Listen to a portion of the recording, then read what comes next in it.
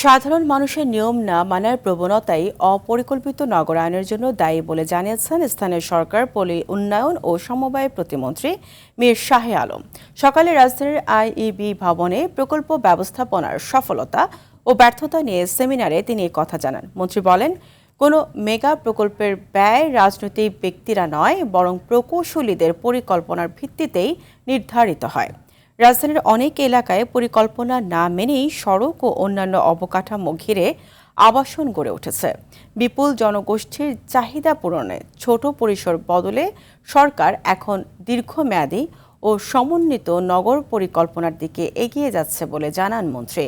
বলেন, বসতবাড়ির নকশায় solar system রাখার নির্দেশনা ইঞ্জিনিয়ারদের মানতে হবে। এবং এটা নিয়ে আমাদেরকে নতুন কিছু উদ্ভাবন করতে হবে। এ ব্যাপারে আমরা রাষ্ট্রীয়ভাবে গত মন্ত্রী পরিষদের মিটিং এ আমরা পুরো বিষয়টা অনুমোদন করে দিয়েছি।